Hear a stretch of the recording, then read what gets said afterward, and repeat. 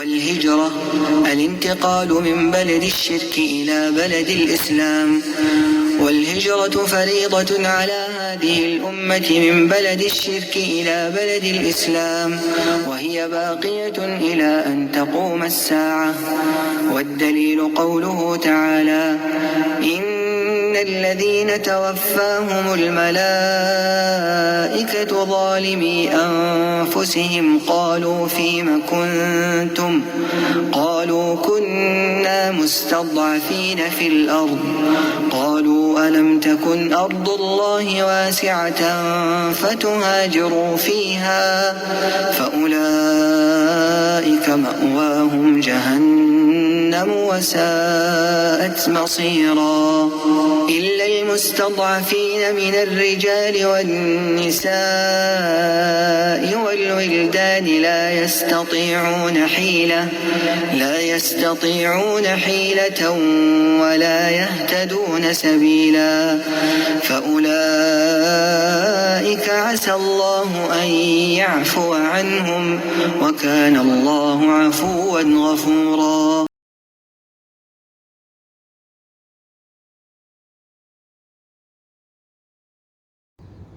Assalamu alaikum wa rahmatullahi wa barakatuh. Welcome to a new video, everyone. I took a little short hiatus from the videos because I wasn't feeling very well. The heat sometimes can make you sick over here, and I was going out every single day. Maybe I overexerted myself, I'm not sure. But I wanted to make this video because the topic is very important about what you need before you come to the UAE. And I'm making this video because there are many families who are coming here, and I'm almost positive they don't know what they're supposed to have. So I'm going to go down a list. The very first thing, if you are not coming through employment, if you don't have a job that is sponsoring you and your family, and you're coming here independently off of saving money, and you maybe are going to establish a business here or just look for independent work, then what you need to know is you should apply for a tourist visa before you come. Also, I must mention, if you plan on getting the 2-year freelance employment or work permit, you should apply for a tourist visa before you come, to give you enough time in the country to get all of your iqama and everything, your residency, squared away. And if you have enough money to sponsor any children that you're bringing with you, or your wife, then they won't run into being in the country illegally, because you only get a 30-day visa on arrival with an extension of 8 days, I believe, grace period, before they fine you 3,000 dirhams. So if you come here, when you get off of the plane, I think about maybe 20 days in, if you do come on visa on arrival, then you should get your tourist visa inside the country. But I don't recommend that coming in, because it costs more. That's why I said you should get your tourist visa before you come, apply for it before you come, because it's cheaper outside the country. And I'll tell you how much it costs outside the country. It's between 800, 900 dirhams to 1,000, depending on which emirate your visa is going to be coming from, your tourist visa is going to be coming from, with insurance. That's before you get to the country. You apply outside of the country, excuse me. And if you come on a visit visa and then you decide to get the tourist visa inside of the country, then it's going to cost you between 1,450 dirhams to 2,200 dirhams per person. inside of the country, depending on if your tourist visa will be sponsored in Ajman, Abu Dhabi, Sharjah, or Dubai, and Dubai being the most expensive at $2,200. When I first got here, the children were on, no, I'm sorry, when the pandemic happened, I'm sorry, because before the pandemic, we would go on visa runs at the border. Those are no longer in practice because of the pandemic. Oman is letting people come back and forth, but it's not for renewal of visas. So the only option you have, if you are not going to get your Iqama, is to get your tourist visa inside of the country, or leave the country, or be in here illegally and be fined 3,000 dirhams per person. And I don't know if it's going to go up every day. Usually the fees go up daily, every day you stay in. So you don't want to do that. So yes, that's very important information that you need to have. So after the tourist visa, get your family squared away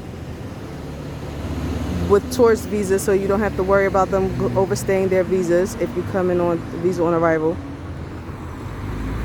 After that, if you're going to get the 2-year visa, employment work permit, then the next thing would be, of course, to secure your ride. If you're coming with, a group, if you're coming with 3 or more people, you need a ride, okay? Because the UAE laws for the taxis does not allow more than 2 people at a time in the taxis because of the pandemic. So if you come to the airport and you are a party of 3 or more, you have luggages, taxis are not going to do it. You're not going to be able to do, get in a taxi and things like that. So you would need to arrange a ride at the airport so that a bus can come and pick you and your family up with your luggage. And of course you would also need to go into temporary apartments or in a hotel or whatever, which you can arrange before you come. You can book a hotel apartment online before you come, so that you can go straight to your accommodation or Airbnb or whatever you choose. And then you move on to the next phase of establishing your residency, which, like I mentioned in the video for the employment work permit, it takes around 2 weeks to a month to complete everything, to get your visa stamp as well as your Iqama, your card. So after you establish your Iqama, then you can go and get a bank account. The bank account is important because you can't get an apartment, you can't sponsor children without an apartment. So Iqama first, then bank account, then you can go and get an apartment. And the reason that is no one takes cash here. Everything is through checks. So without a bank account, you can't rent anything unless you're going to be temporary. Temporary housing is much more expensive than everyday rentals. You're going to save a fortune with everyday rentals, and you're going to spend a lot of money on temporary housing, because everyone here understands and knows that a person who doesn't have residency is vulnerable, and he doesn't have a choice but to pay the price that they're asking for this temporary living. So that's what you'll be facing when you come. And temporary apartments are running from the the minimum 3,000 dirhams per month, and that's for a studio, up to 6,000, 7,000, 8,000 for a 2-bedroom monthly.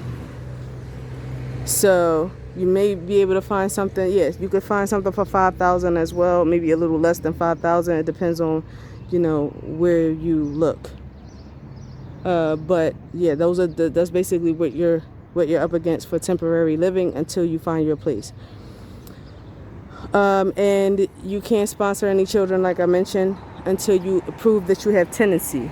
So say, for example, you chose to stay in temporary accommodation, then your family, your wife and children will remain on tourist visas, because you cannot sponsor anyone unless you prove that you have tenancy. You have to have a contract of tenancy, which, like I said, it cannot be established unless you have a bank account, checks.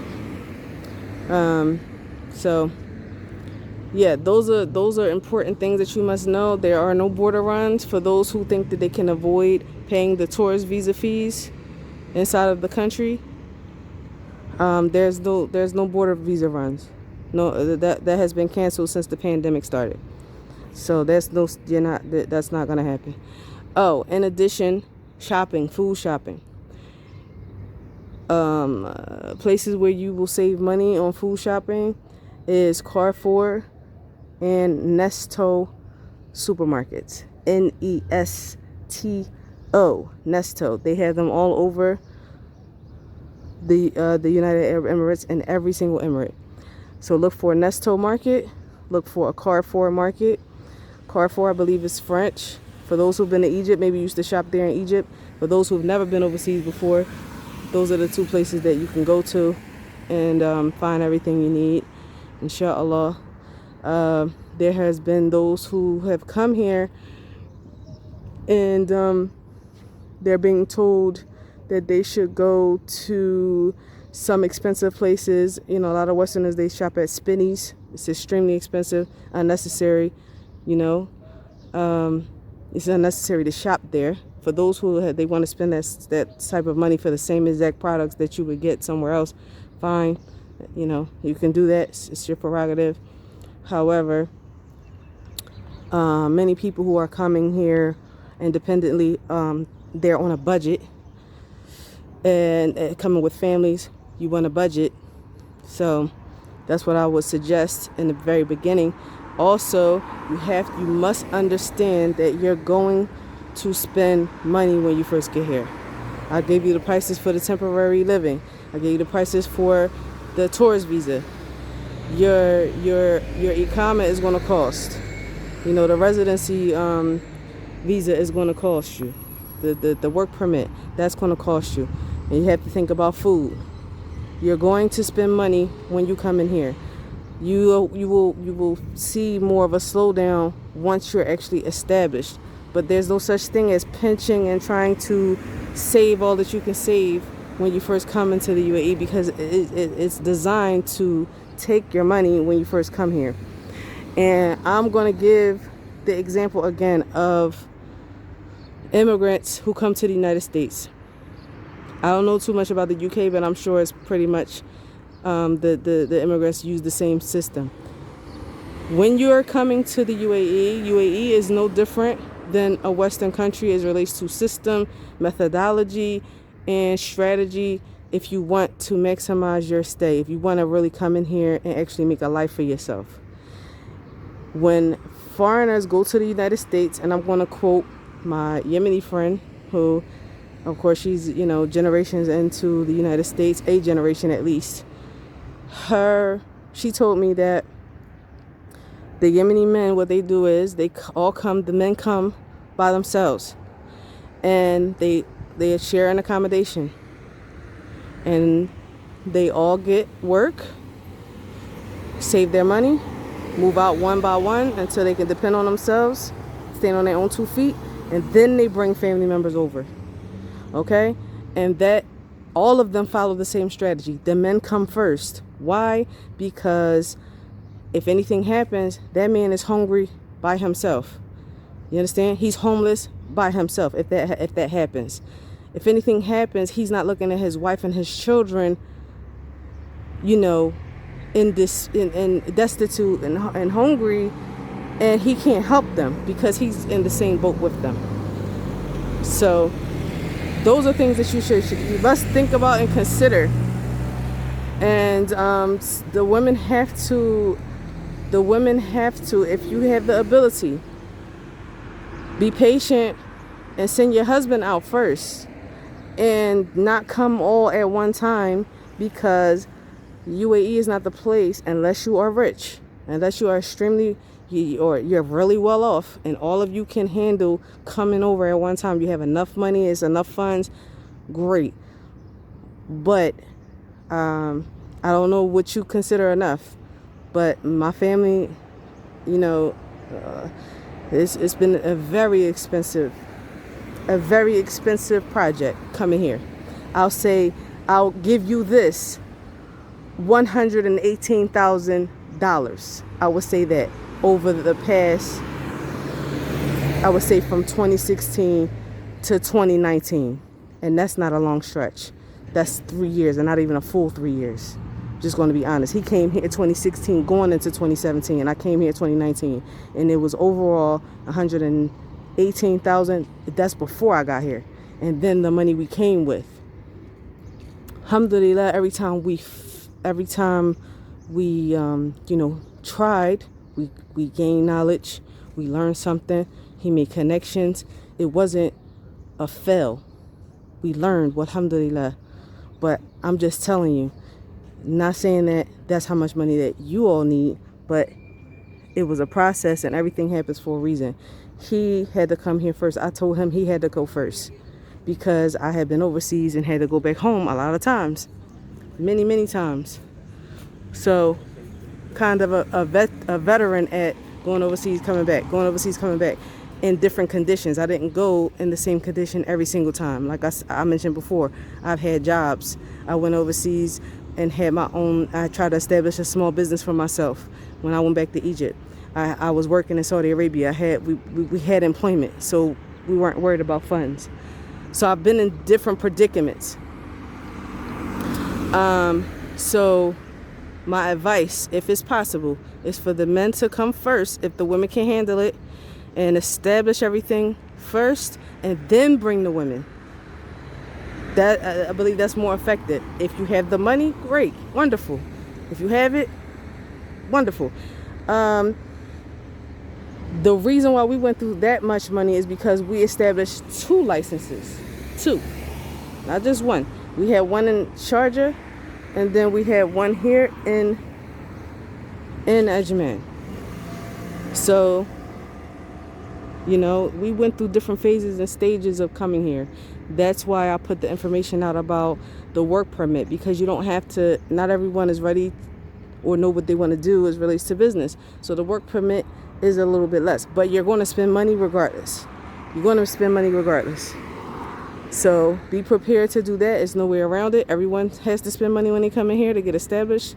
That's the way the UAE is set up. America is worse. It's, there's plenty of foreign men that's like, if you don't have any help, you're going to be hungry and homeless in the United States, because they don't know where to shop. They don't know where deals are. They're in a foreign place. It's strange.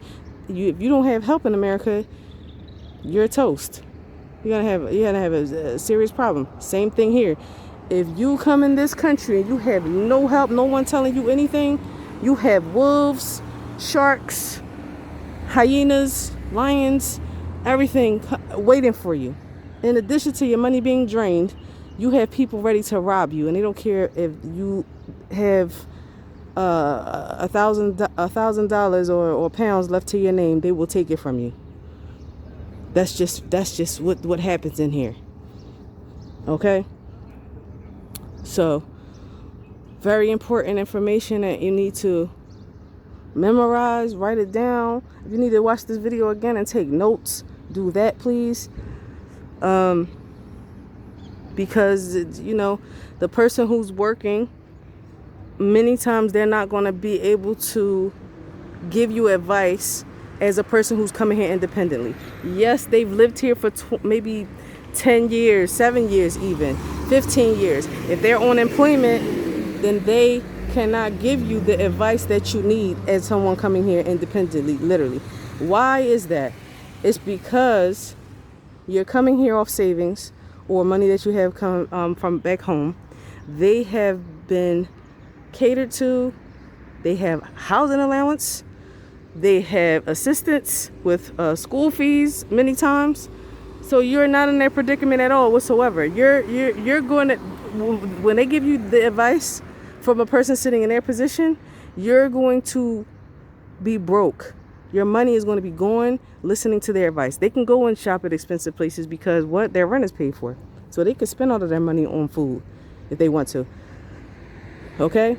So you as the listener, you as the seeker of advice, need to differentiate between your situation and your friend's situation.